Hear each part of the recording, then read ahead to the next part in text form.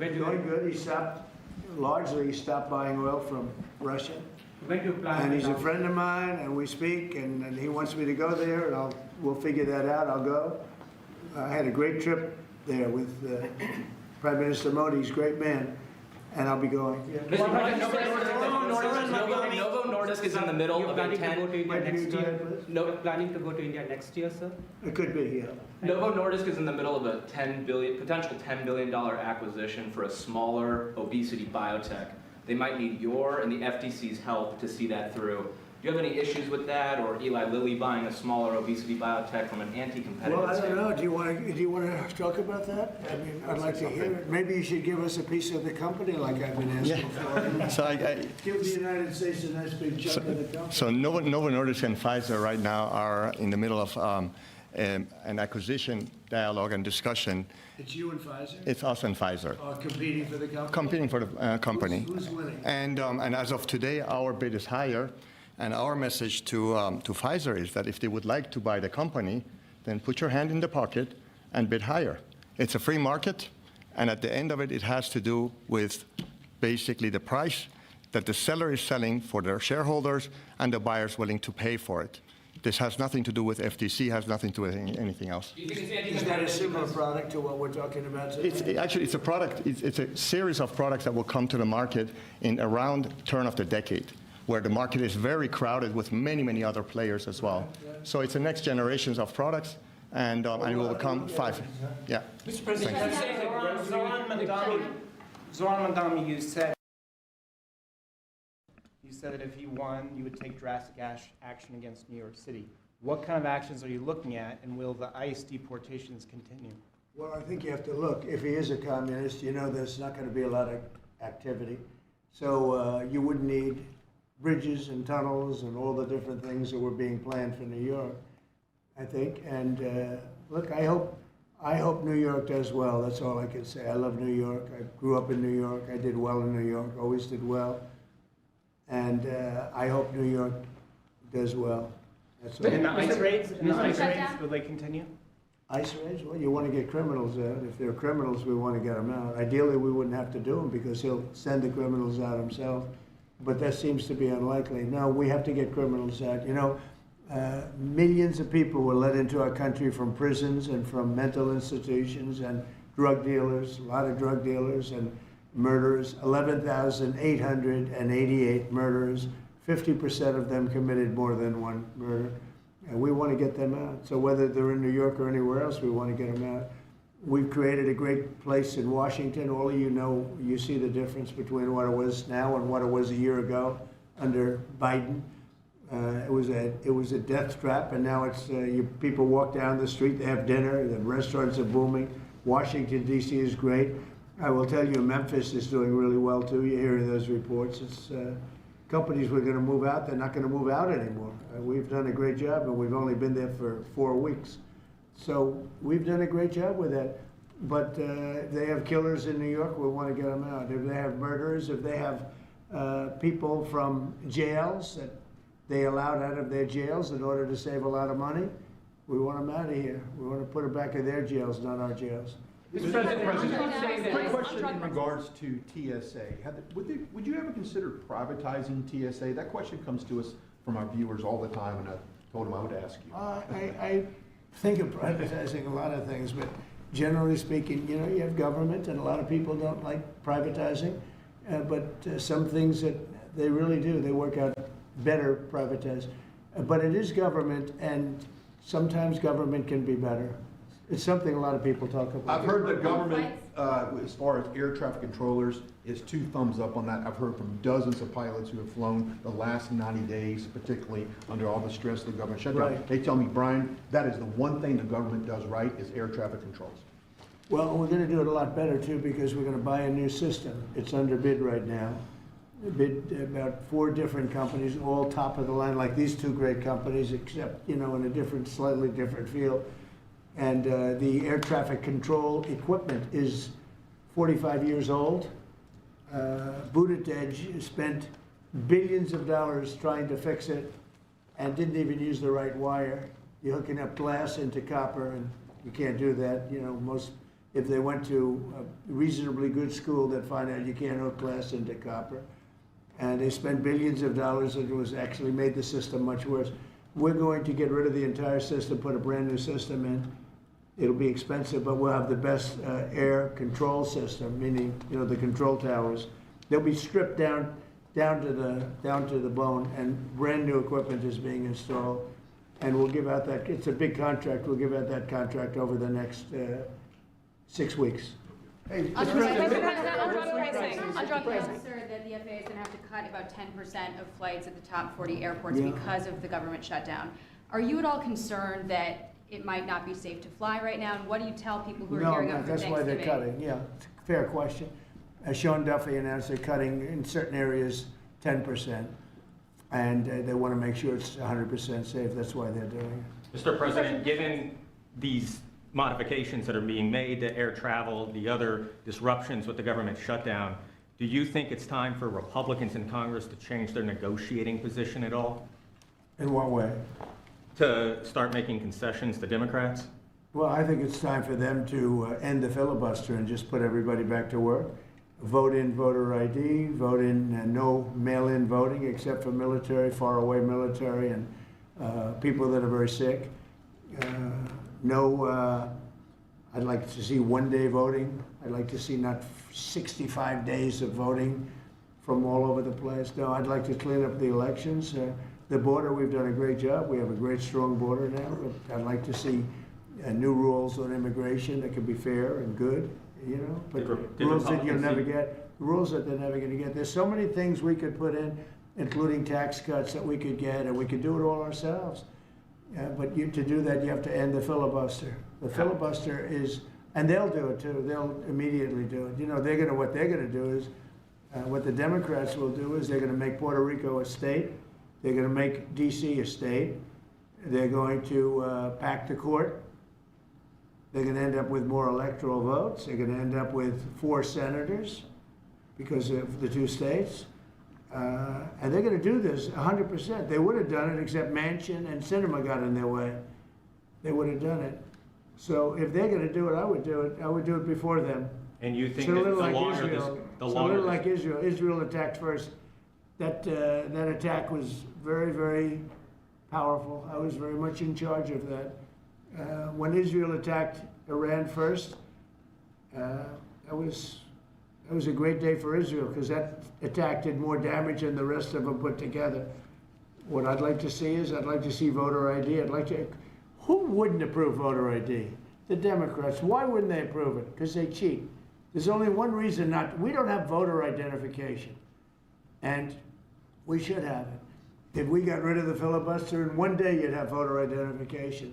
The only reason they don't want it is because they cheat. Mr. President, there are some people on Republicans who would also like to see the ACA tax credits extended for middle-class folks who are buying insurance on their own. Right. Where do you weigh in on that? Well, I don't weigh in it, but we're looking at all of that right now. We're looking at all of it. There are a lot of great ideas out there, including for health care, because Obamacare is a disaster. The Obamacare premium is going to go up 17 or 18%, and that's not my fault. I didn't want Obamacare. That's the fault of the people that put it in, the Democrats. And now they want it subsidized further. But you know, where you take it from them, you take it from a lot of other people. We could have much better health care at a much lower price. Mr. President, Are you doing another one of Grocery these drug price. pricing announcements with another company, or is this the last we're going to see for About a little what? while? About drug pricing, deals Oh, that no, you're everybody's considering. involved, and we're going to get low pricing from, all companies are being involved.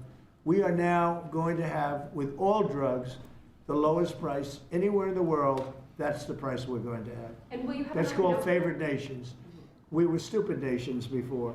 We paid 10 times more, sometimes 15 times more, than they were paying in Europe and other places. So that was really stupid. In Yeah, 2 years, Mr. President, you in promised 2 you would years, lower these will go grocery down, the prices. injectable prices will go down to $250, I believe, but American patients might still look at European prices and say, these aren't quite low enough to match that. What would you say in Well, response to then we're people? going to match it, because as far as I'm concerned, we're at favored nations. If Europe is paying less, then, now there could be other reasons. There could be a distribution, et cetera, et cetera. It's harder to get to. But outside of, pretty minor things, this is favored nations. We are going to be paying the lowest price in the world outside of some nations that are stone cold bankrupt, have no money, and people make contributions of medicines to those nations, including us. We're going to have the lowest prices anywhere in the world. And your drug prices will go down 600, 700, 800%. And I'll be given no credit for it, because I never get credit for anything. But nobody else could have done this. So Thank you very much. Thank you, guys. Thank you, guys. Thank you, guys.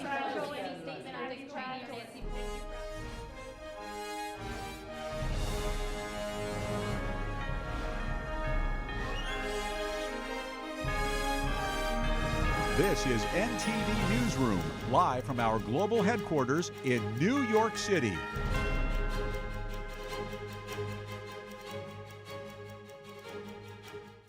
And welcome to NTD Newsroom. You were just watching President Trump at the White House making an announcement on lowering obesity drug prices and at the same time taking reporter questions and saying that his administration is more affordable than the Biden administration, citing Walmart, saying that 25% lower prices for this year's Thanksgiving compared to before. Okay, next. Former House Speaker Nancy Pelosi will not run for a re-election in the 2026 midterms. She will retire after her current term ends in January 2027. I have truly loved serving as your voice in Congress, and I've always honored the Song of St. Francis. Lord, make me an instrument of thy peace, the anthem of our city. That is why I want you, my fellow San Franciscans, to be the first to know. I will not be seeking re-election to Congress. With a grateful heart, I look forward to my final year of service as your proud representative. In a video message posted on X today, Pelosi asked San Francisco to continue leading the way with progress. She said there has been no greater honor than to represent the people of San Francisco. Pelosi was first elected in 1987. She served as the first female House Speaker from 2007 to 2011, and then from 2019 to 2023. She stepped down from Democratic leadership 3 years ago. Pelosi is now 85 years old. During her 4-decade political career, she became an icon of the Democratic Party and one of the most powerful figures in Congress. She was also the driving force behind the 2 impeachments against President Trump. Pelosi's next steps are uncertain, but her exit will lead to a crowded Democratic primary in the midterm election next year. Nancy Pelosi has announced her retirement from Congress. Joining us to discuss is George Carrillo, former Democratic candidate for governor of Oregon and former director of social determinants of health for Oregon. And we have Angie Wong, Republican strategist and political columnist. So, George, I want to start with you today. Could you talk to us about some of Nancy Pelosi's achievements in your view, because she's had nearly 40 years in Congress?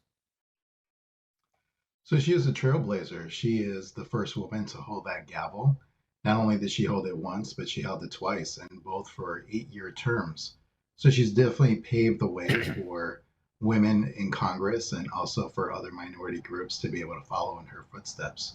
She has participated in some great movements in the Democratic Party with really championing Obamacare, providing subsidies for Americans to be able to have equitable access to health care. She has been a real trailblazer in this movement of American politics. I'm going to go to you now. What stands out to you in her political career? Oh, no doubt. Nancy Pelosi has certainly made the history books beyond just being the first female House Speaker. She has driven a lot of the laws that you and I face today here in the U.S. And it's really important to note that she has been planning this exit for some time, and she's leaving on a high note. She just passed Proposition 50 in California. She wanted to leave the House of Congress in the hands of Democratic control. And Prop 50 is going to get her closer, because if Gavin Newsom enacts it and the courts allow him to, the Democrats could gain an extra 5 seats, which could throw the House to Democrat control. But again, she's also leaving at a time when there's a big ideological shift in her party between the moderate Democrats and the far, far left Democrats who won very big on Tuesday night. So I don't think she wants to play referee in any of this. I think she wanted to leave before the party was going to get a little messy.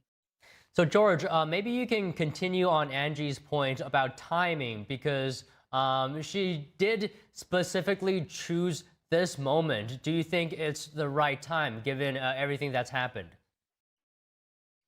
It is the right time. The Democratic Party really needs to find its voice, and it had a major win on Tuesday, and now they have the win behind their back, and they need to continue to move forward. But that needs to happen with new leadership within the Democratic Party.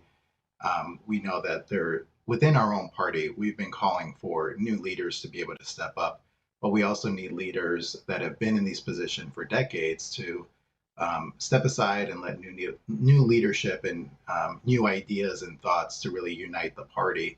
And I believe that right now it's a perfect time because they're trying to find their voice. I believe the Democratic Party is starting to become more centrist and not so far left-leaning, even though there are some very strong leftist progressive movements like what we saw in New York. But as a country as a whole, I believe we will be very strategic in every single race and how we move forward. And now's the time for Congresswoman Pelosi to be able to step down and let that new leadership take the shape of the Democratic Party.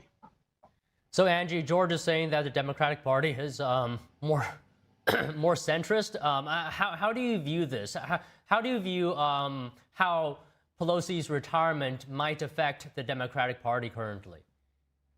Yeah, I'm not sure if I agree with George on that. I see the Democratic Party moving further and further to the left. I mean, we have the rock stars who just won very big in New York and Virginia and other places, right? And yeah, some of them are moderates, but for the most part, Zoran Mondani is the new face of the Democratic Party, along with AOC and Bernie Sanders. They're doing their victory lap right now as we speak. They're all over the airwaves, taking big applause for Tuesday's win. Are they now going to step up into major leadership roles? It looks that way because AOC is already plotting. She just had lunch with Zoran Mondani, and they were discussing Chuck Schumer's seat, apparently. That's according to one source that just came out about a few hours ago. I think this is a great shift. I think the Democratic Party needs a new soul. They need to understand how to move forward, going forward, because largely they did not win in 2024. So they needed a win in 25, and they certainly need some wins in 26. Whoever the new leadership is going to be, you know, the Republican Party will be ready for them. I'm looking forward to just some life in the Democratic Party. For the most part, a lot of it's just been complaining. So it would be nice to actually see some strategy. All right, so George, do you think there might be any impact of Pelosi's retirement for the Democratic Party's chances in the 2026 midterm elections? Well, I believe now we're going to be able to fill that seat. We'll see with what type of Democrat will fill that seat. Again, I believe in, you know, she hasn't been in a leadership role for the past 3 years, but we are seeing leaders like Hakeem Jeffries and Catherine Clark, who is the majority whip, or the minority whip, apologies. And, you know, they're really leading the way. And when you look at their record, they're more of a centrist and not as far left-leaning. And I believe that they're going to try to unite the party, be able to have more conversations with Republicans, and really be able to get the country back on track. Because I believe that the country right now doesn't necessarily like the far right nor the far left. People are more sort of in the middle, and people want to be able to have a compromise. And I believe that that's the shape that the Democratic Party is looking at. In this last election, what are we looking at is that people are really focused on affordability. They're really focused on the economy. And Democrats in the last election, they lost big because they lost sight of what are the conversations that we're having at the dinner table. And this new leadership structure now is starting to have those more conversations and really being able to work in the middle ground where the rest of the country really lies. Okay, so Angie, George made some good points there. I'm wondering if you have any responses in light of what he said. Well, I mean, Nancy Pelosi has always been very, very methodical. She is not one to shoot from the hip. She already has her successor lined up. She probably has the next 5 successors lined up. She is always going to be part of the strategy and leadership of the Democratic Party. probably until the day she dies.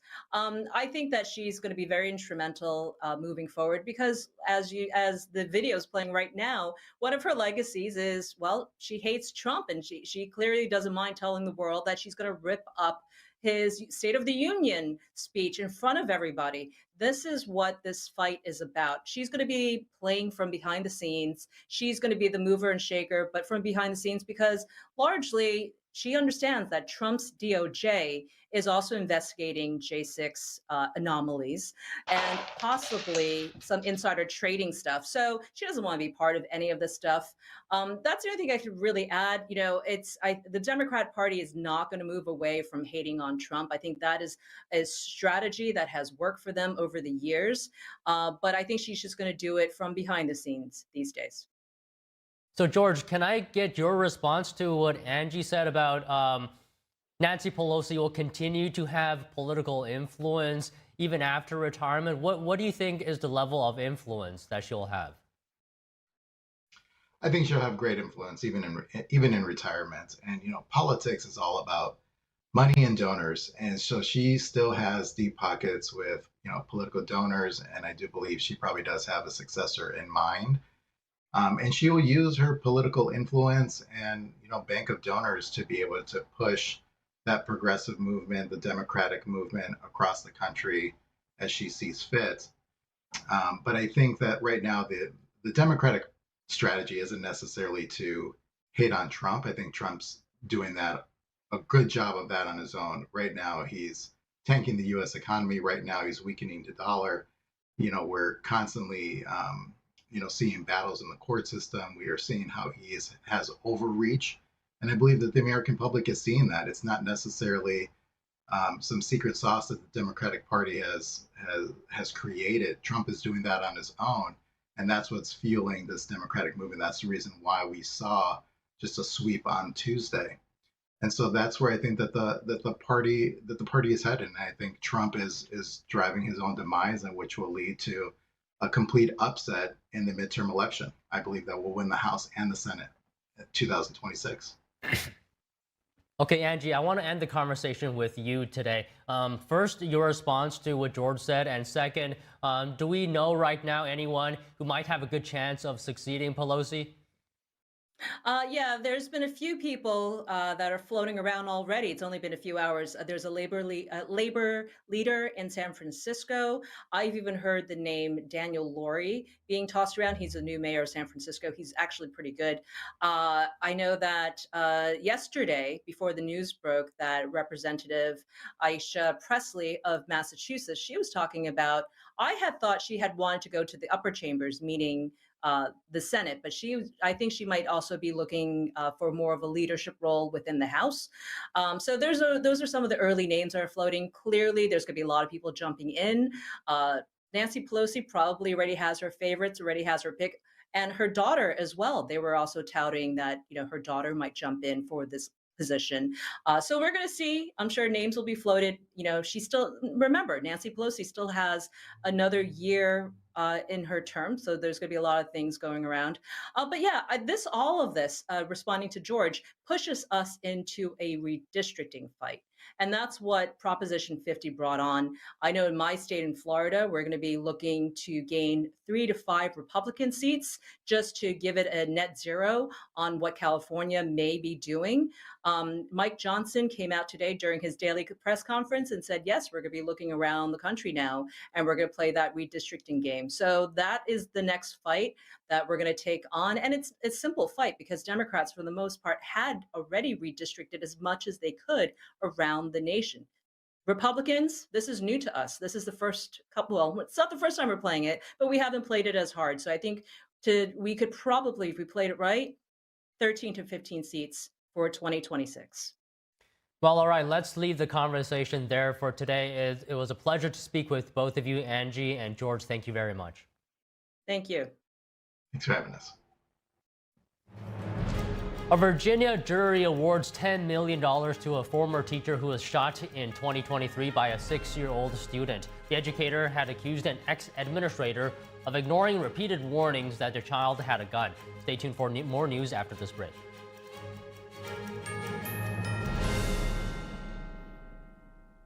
What are toxins? How do they get into our bodies? We are constantly being exposed to toxins in our environment. I've had detox protocol programs in my clinic more than 20 years, helping countless people. MixFix is a custom formulated, full-spectrum organic detox product to achieve better health and overall function. Detoxifying your body 3 to 4 times per year may be the single most important thing you can do. Just scan the QR code and detox your body today. Don't wait. Call now to find out about our Medicare plan. Why do we have to sit through so many Medicare commercials this time of year? It's endless. Good question, Edith. I'm glad you asked. We see so many commercials this time of year because it's the only time, other than special circumstances, when Medicare recipients can change their plan for Part C. Original Medicare only covers Parts A and B, but a Medicare Advantage plan has additional benefits that Original Medicare doesn't offer. So now's the time to fill those spaces? That's right, Archie. And every year, there are changes to what benefits you may receive from your Part C plan. Call right now to find out what plan best suits your needs. It's easy, easy, don't delay.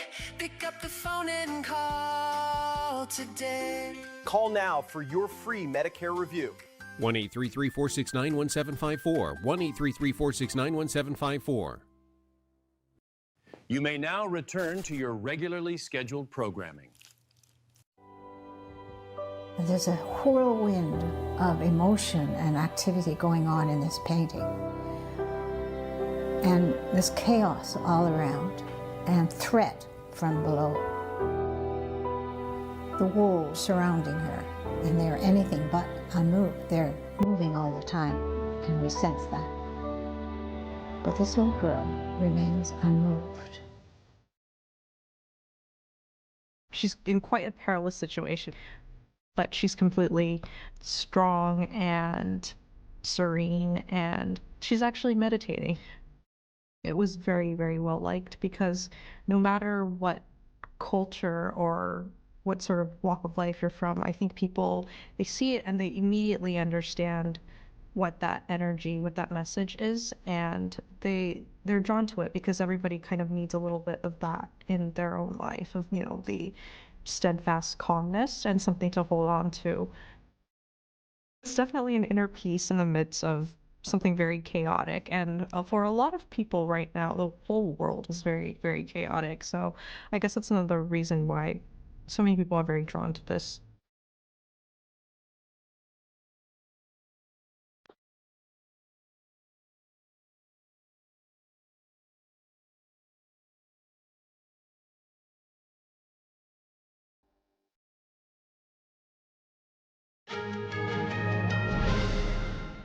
Senators are working towards a bipartisan deal to fund the government and turn the lights back on. Some anticipate a deal is close to being finalized. NTD's Melina Weisskopf reports.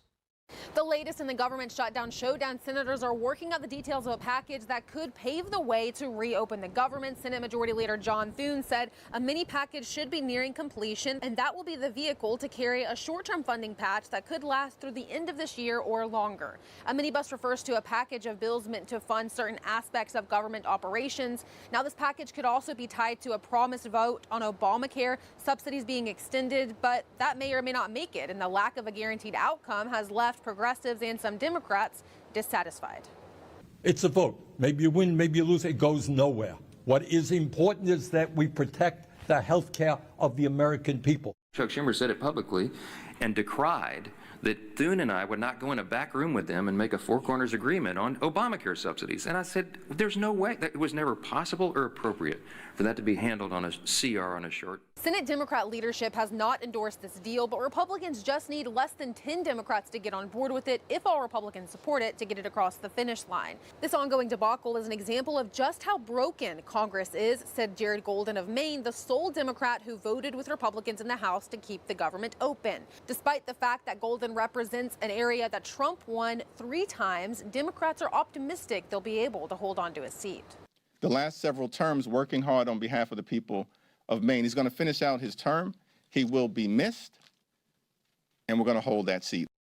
The self-described moderate announced that he's leaving Congress at the end of his term this year, saying that the increasing incivility and the plain nastiness in American politics led to his decision, also citing the increase in political violence and what that means for him and his family. He said that both parties have become extreme, saying of his own party, "We're allowing the most extreme pugilistic elements of our party to call the shots." Reporting from Washington, D.C., Melina Weisskopf, NTD News. The federal government shutdown is now the longest in U.S. history, and the impacts are spreading to the skies. The Federal Aviation Administration says it will soon begin cutting flights at major airports if no deal is reached. Here are the details on that.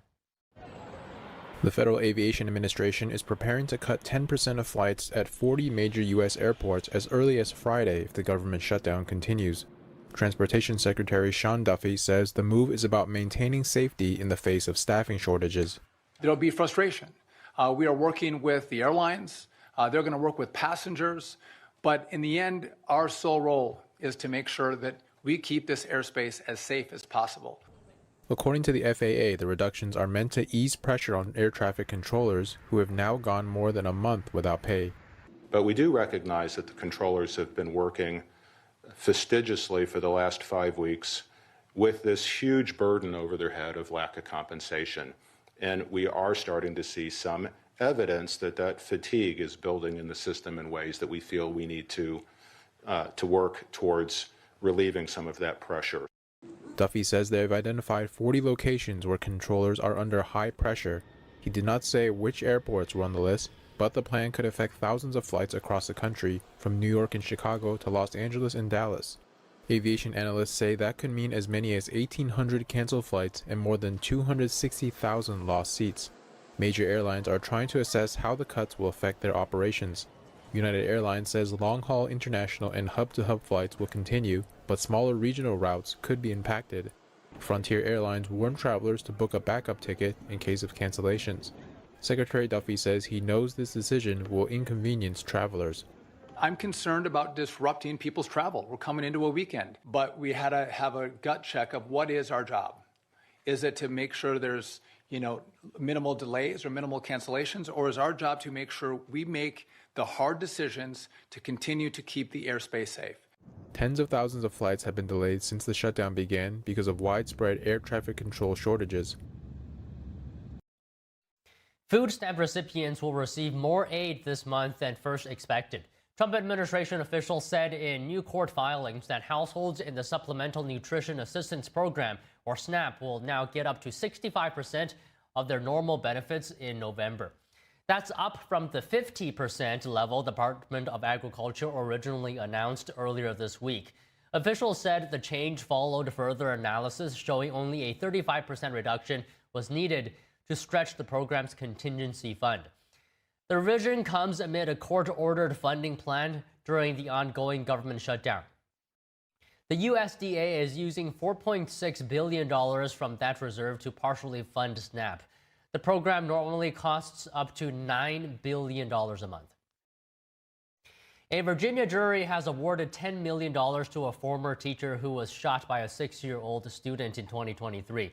The educator had accused an ex-administrator of ignoring repeated warnings that the child had a gun. Abby Zwerner was shot more than 2 years ago in her first-grade classroom. Zwerner testified she first heard about the gun prior to class recess from a reading specialist who had been tipped off by students. The shooting occurred a few hours later. She spent nearly 2 weeks in the hospital, required 6 surgeries, and does not have the full use of her left hand. A bullet narrowly missed her heart and remains in her chest. The jury returned its decision against Ebony Parker, a former assistant principal at Rich Neck Elementary School in Newport News. Parker faces a separate criminal trial this month on 8 counts of felony child neglect. The student's mother was sentenced to nearly 4 years in prison for felony child neglect and federal weapon charges. Special envoy to the Middle East, Steve Witkoff, says a new country will be joining the Abraham Accords. We have more news after this break.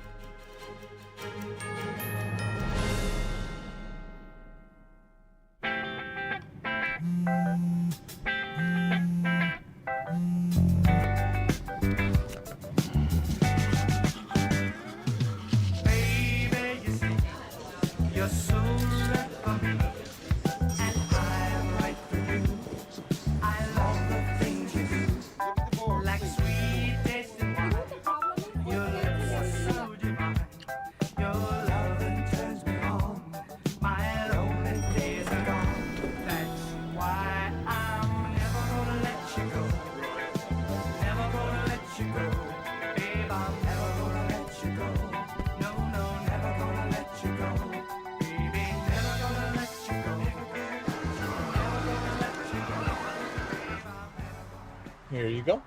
Thank you. Thank you.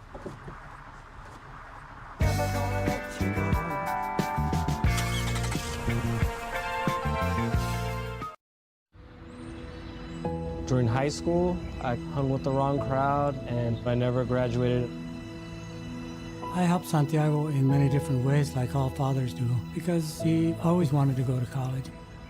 I felt a little embarrassed to come back to school, but eventually, once I came here, I knew that it's for a bigger goal. He was very dedicated, hardworking. He connected with his teachers. He connected with other students. That was one of the key reasons why he was able to keep forging ahead. It was amazing to see him graduate. This was one thing that meant so much to him, and of course, it meant so much to us too. With the help of my father and having my son, that was all the motivation that I needed. That support is everything. Find free adult education classes near you at finishyourdiploma.org.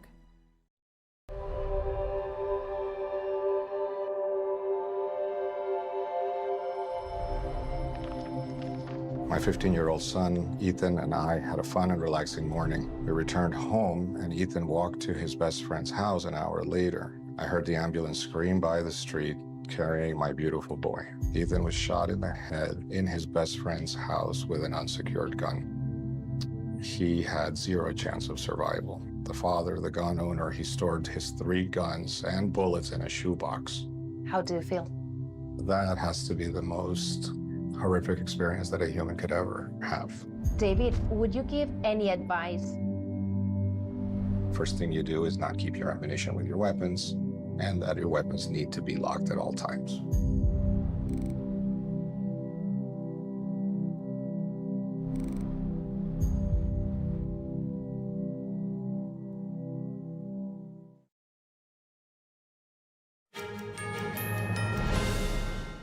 ICE authorities in Houston arrested 1,505 alleged criminals, including illegal immigrants and some really serious offenders, during a 10-day operation. Joining us now is Ammon Blair, a senior fellow at the Texas Public Policy Foundation. He specializes in border security and immigration policy with over 2 decades of experience as a U.S. Border Patrol agent and U.S. Army officer. Ammon, first of all, thank you for joining us today. So given your experience as a Border Patrol agent, just how unprecedented is this 1,505 alleged criminals arrest in just 10 days? Yeah, actually, it should be happening almost every single day, to be honest. If you break that down, I think it was from October 22nd to October 31st. In those 9 days, it was a little over 100 people per day in the general Houston area. I think if President Trump and Tom Homan and Department of Homeland Security focused their efforts on red states as opposed to all the sanctuary areas, they would actually be able to see this number grow exponentially. This is unprecedented given what we had previously, but unprecedented ish, I guess you could say, light. If you imagine that on any given day under the Biden administration, we had thousands upon thousands coming in and flowing into the United States. We had over 10 million illegally come into the United States under the Biden administration. I remember as a Border Patrol agent that the largest group that I ever encountered with myself and a couple other partners was a little over 1,000 there in Starr County. And that is just in one day. So yes, this is great. This is a great first step. There are many more steps that could be taken so that we could get this on a daily basis. So what are the next steps then that you are referring to? Yeah, sure. To give you an example, Texas DPS, our state law enforcement agency, just signed the task force model agreement. That was on November 3rd. That agreement has been around since the Trump administration came in. It's taken this much time to get our state agency in a red state of Texas to actually sign an agreement with ICE. We have over 2,700 law enforcement agencies in the state of Texas. However, a little over 50 of them have signed a task force model. So we have, that is a beginning, yes, but we have a lot further to go. So if each county, imagine if each of those 2,700 agencies sign an agreement, work proactively in a task force model with ICE and all of our federal partners and conducted operations such as these, taking criminal illegal aliens off our street, how much more would we get? Just in one state alone. So, Ammon, if you take into consideration all the factors here, what would you say is the biggest factors or obstacles or challenges that's preventing immigration officers from carrying out these deportation efforts? Yeah, first and foremost, like I said in the very beginning, the sanctuary policies in certain cities where they are actively thwarting law enforcement efforts, whether that's Border Patrol or ICE, to include our judiciary, who thinks that they can dictate how we conduct immigration operations. The next one I would say is actually local law enforcement assistance. Look, there's only a certain amount of federal agents and also ICE officers throughout the entire country. That means that we're going to heavily rely on, or need to rely on, local law enforcement. If you look across the United States right now, I just pulled up the numbers. Any of your audience can actually pull these up. There was only a little over 500 law enforcement agencies nationwide that have actually signed a task force model agreement. So that means that there's around a little over 10 or 11 agencies per state that have actually signed a proactive agreement with ICE. So once again, this is just a start, but man, we have a lot of work to do. Those bottlenecks. I'm sorry, you cut out. Sorry, I was just asking, how do you undo those bottlenecks that you just mentioned? I think it's information. I think a lot of law enforcement agencies, when we go around and speak, they have this whole idea and concept. One, that immigration is not their priority or shouldn't be their priority. That's a federal priority. So that's one issue that we need to get over. Transportation is also another bottleneck. The idea of, okay, once we have this illegal alien, how do we transport them? How do we house them? Where do we take them for detention purposes or transport them using our limited resources as a county sheriff or local law enforcement? And so really, all these bottlenecks have actually been looked over, addressed, and figured out in Florida. Florida's immigration enforcement operational model, the manual is actually published, has figured out how to overcome every single one of these bottlenecks. They have a transportation plan. They have a person that leads an actual immigration enforcement model across the state. Every single, I think over 260 of their law enforcement agencies in Florida alone have actually signed the task force model. So you name it, every agency that the state has that can sign the model itself, as well as every single organization, to include even their game wardens, are in this game. And so Florida, if we want to look at models or ways to break through these bottlenecks, Florida has actually shown us how to do it. All right, so Ammon, if you could, can you address to some of the criticisms that has emerged in light of all this? So the Migration Policy Center cites data showing that about half of ICE detainees in August were people without criminal convictions or charges. The rest did have criminal convictions or charges. What would you say to those concerned that this operation isn't targeted enough? To be honest, I think it should target illegal aliens. And that's it. If you are illegally present in the United States, regardless if you have an extra criminal charge against you, whether that's a felony charge or another charge, you are illegally present inside the United States and therefore must be removed.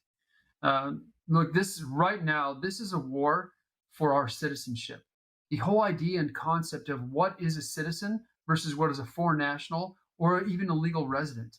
What are your rights and responsibilities of an illegal alien who is not here, who is present, unlawfully present here in the United States? What is your rights and responsibilities of maybe you are a legal resident versus what is your rights and responsibilities of a citizen? I think that is really, at the end of the day, this is a war against the whole idea and concept of citizenship and sovereignty. And so that's why we keep hearing in media this attack saying, I should only target those who have criminal records. Well, every single illegal alien has a criminal record. They are here illegally. They were not admissible when they came through the ports of entry, and they must be removed. Okay, Ammon, just to wrap up, if you could just address one more concern that some people may have. And that argument is that these illegal immigrants, they're contributing to the U.S. economy. Yeah, unfortunately, we have made it so that we are dependent on foreign labor inside the United States. This is going to take a whole society approach. We need to realize that we need to become self-reliant and not rely on cheap foreign labor. Cheap goods is skyrocketing. We are now at a trade deficit with the world, and we can't even feed ourselves. We look at our farms and ranches and other areas of work, and we're relying on foreign labor. We have unintentionally built a caste system, and it's time to destroy that caste system, reestablish our constitutional republic, and not rely on cheap labor. Because look, at the end of the day, we're also exploiting them. Not only are they exploited by the Mexican cartels and other transnational organizations, they're exploited by large corporations, and they're exploited by us as the American people as a cheap foreign labor. Okay, Ammon, very strong points you made today. Thank you for talking to us. Thank you for having me. A federal judge yesterday ordered authorities to improve a Chicago area immigration facility. The move comes after a group of detainees sued, alleging they were being kept in inhumane conditions. It's not just that people are subjected to these inhumane conditions, it's that puts them in an inherently coercive situation where they are denied access to basic amenities. They naturally want to get out of the facility, and at the same time, they're denied access to their lawyers. The order will be in effect for 14 days. It requires officials to provide detainees at an ICE facility in Broadview, Illinois, with a clean bedding mat, sufficient space to sleep, and some basic amenities. An attorney for plaintiffs celebrated the order for improving the conditions of the facility and preventing detainees from unknowingly signing away their rights. Mayor-elect Mamdani says if ICE agents or anyone else breaks the law, they will be held accountable. This while the Department of Homeland Security says many video clips of ICE agents show actions done in self-defense. NTD correspondent Jason Blair has the details. In response to a question, New York Mayor-elect Zohran Mamdani shares a message to ICE agents and, quote, everyone across the city. Everyone will be held to the same standard of the law. If you violate the law, you must be held accountable. And there is sadly a sense that is growing across this country that certain people are allowed to violate that law. On Sunday, Mamdani also shared his view on a possible National Guard deployment. I agree with Police Commissioner Tisch that we do not need the National Guard in New York City. The Department of Homeland Security had been reporting a 1,000% increase of attacks on ICE agents.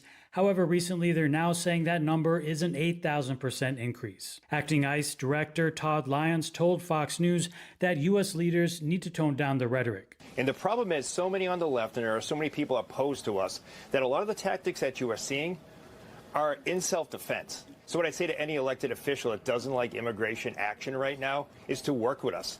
You know, tone down the rhetoric, stop putting targets on ICE agents' backs. And Homeland Security Secretary Kristi Noem says that this October, a record was broken related to border crossings. Noem says, quote, history made the lowest border crossings in October history and the 6th straight month of zero releases. This is the most secure border ever. In a document, the DHS reports that this October broke the previous record by 29%, which was set in 2012.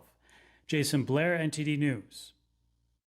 Coming up, Special Envoy to the Middle East Steve Witkoff says a new country will be joining the Abraham Accords. Stay tuned for more news after this break.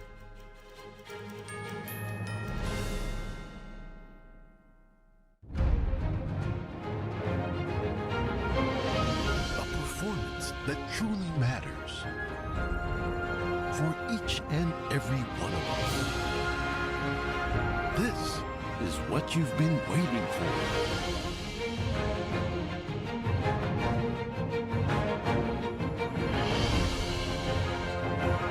Shen Yun. Get tickets now at shenyun.com. This is an urgent appeal from Save the Children. أنا أخواتي بيموتوا من الجوع ما صرت أغذية كمان بيغوا بالليل بيبكوا من الجوع يعني ما بنحسن يعني نعمل لهم أكل أنا بضل باخذها بسكتها وما بتسكت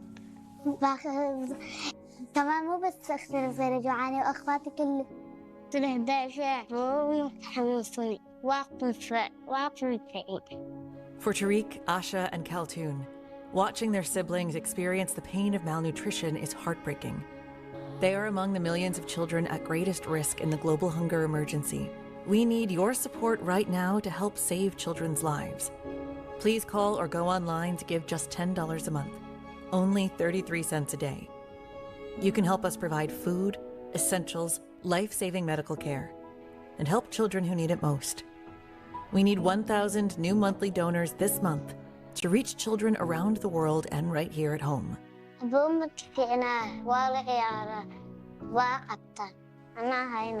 Please help children like Kaltoon so they don't have to watch their siblings suffer. Please call or go online now with your monthly gift of just $10, only 33 cents a day. You can help provide food, medicine, care, and protection by calling or going online right now and giving just $10 a month. Your donation today can help secure additional grants, which can multiply the impact of your support up to 10 times.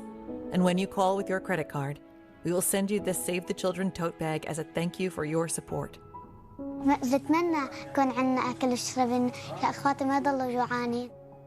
Your small monthly donation of just $10 could be the reason a hungry child survives. Show them they're not alone. Please call or go online to givetosave.org to help save lives. Kids love it. Parents trust it. Obviously. Explore GJW Plus Kids Series and Ganjiong Campus courses led by expert educators. This is spectacular. Children will learn values like respect, responsibility, and knowledge in language, science, and more. Wow. All while having fun. Perfect. Subscribe today at GJW Plus Kids, where learning meets fun.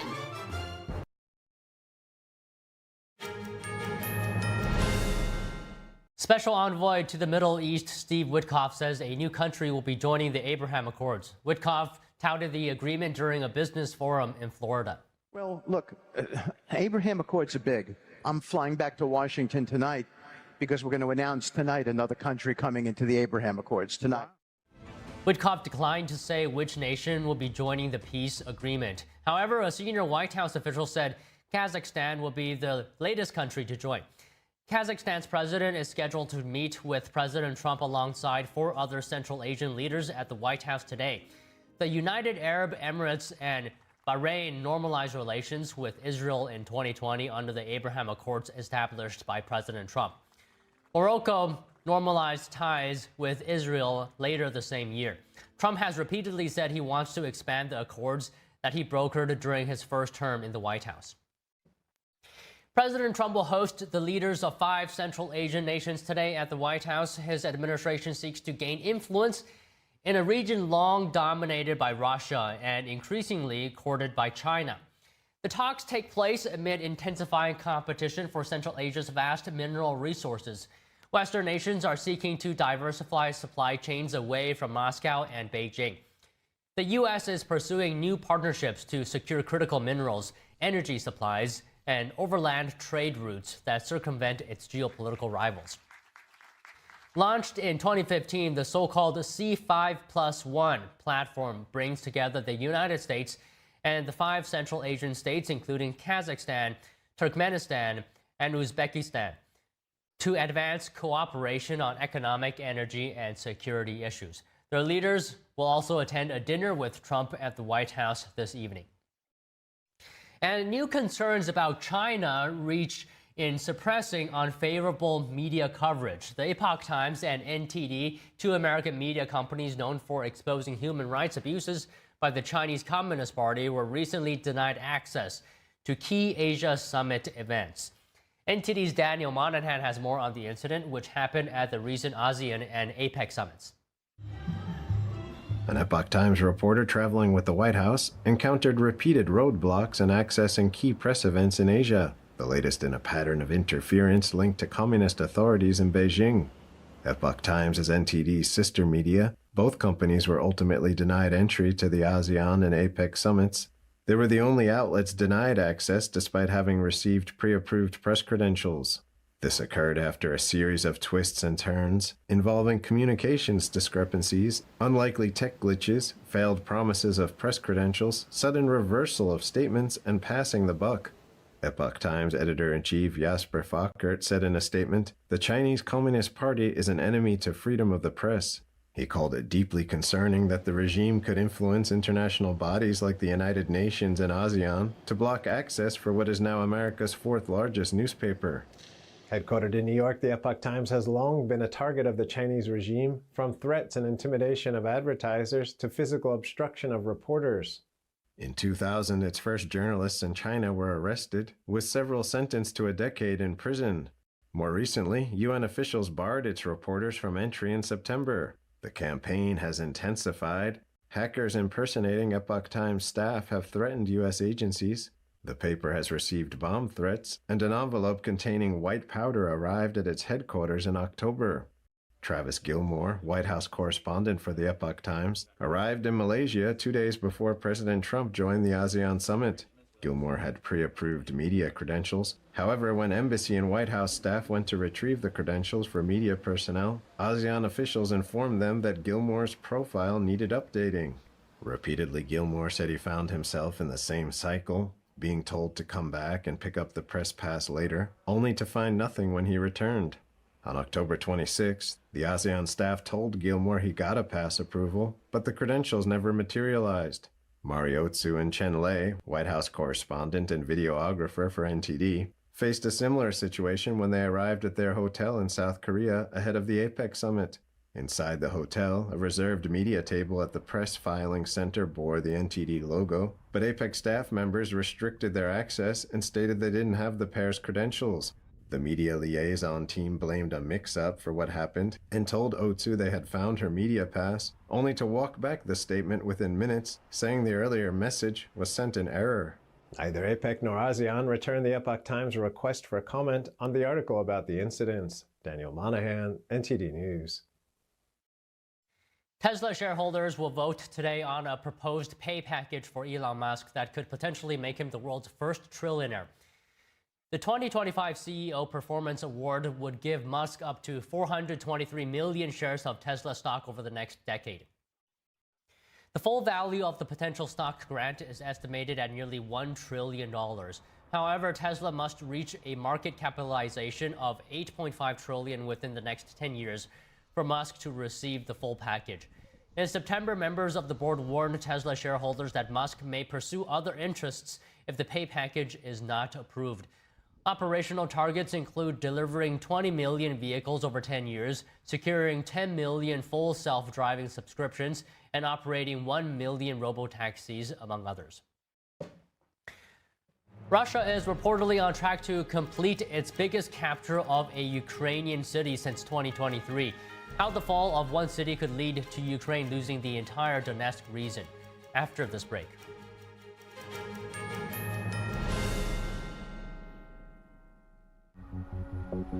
Homeless young people are afraid and alone. Your monthly donation right now will show them they are loved and safe. I have no words to express how Covenant House changed my life. Call or go online now and give just $19 a month. We'll send you this comforting blanket as a reminder of the difference you're making in a young person's life.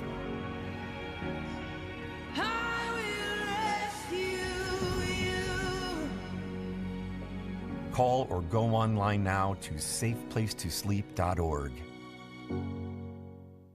Judge Napolitano here. Are you watching gold prices? They're not just rising, they're soaring. In just 12 months, gold has surged to more than $3,700 an ounce. And now, Goldman Sachs, the same experts who predicted that rise, are saying gold could reach $4,500 or more in the next year. So what's behind this historic move? Global currencies are falling and big money is in a panic. That's why big banks and billionaires are buying gold in record amounts. And as long as paper money keeps losing value, they'll keep buying. So do what I did. Buy gold from the only company I trust, Lear Capital. Give them a call today. You'll be glad you did. Claim your free Gold Investor Kit now. Discover how easy it is to own gold, shipped to you or added to your IRA. Also ask how you can get up to $20,000 in bonus gold with a qualified purchase. Call 800-885-6000. 800-885-6000. 800-885-6000.